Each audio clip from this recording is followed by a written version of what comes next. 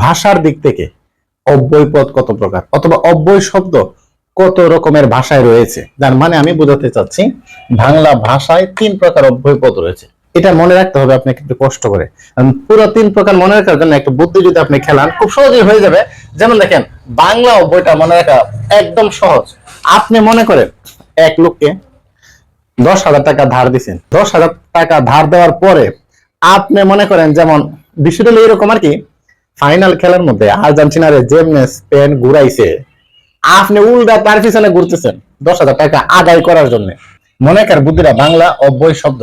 আপনি কি বলছি, 10,000 টাকা দিয়ে আপনি তার পিছনে ঘুরতেছেন উল্টা টাকা দেওয়ার জন্য। তখন আবার সে কিছুদিন পরে টাকাটা পরিশোধ করছে কোন রকম, করার পরে আবার সে আপনার কাছে টাকা চাইতেছে ধার, ভাই 20,000 টাকা দে, আজকে যেমন শুক্রবার, আগামী শুক্রবারে দিয়ে দিন। তখন আপনি কি করবেন?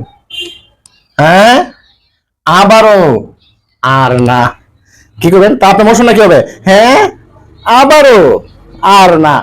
তার মানে এই যে হ্যাঁ আবার ও আর না, এই শব্দ, এই অব্যয়গুলো, সরি এই শব্দ বা এই অব্যয়গুলো হলো বাংলা অব্যয় শব্দ। বিদেশি শব্দগুলো যদি মনে রাখতে পারেন, কি লেখা? খাসা খুব আলবত বহুত, সাবাস মারহাবা মাইরি, এইগুলো হলো আপনার বিদেশি অব্যয়। আর এছাড়া যা আছে মনে করবেন স্বাভাবিকভাবে সবই সংস্কৃত, তৎসম বা সংস্কৃত। যেমন দেখেন, যদি, যথা, সহসা, হঠাৎ, অবশ্য, বরং, আপাতত, কিন্তু, সুতরাং, অত্যন্ত, সদা, বস্তুত, এগুলা যা আছে বাকিগুলা কি সব তৎসম বা সংস্কৃত।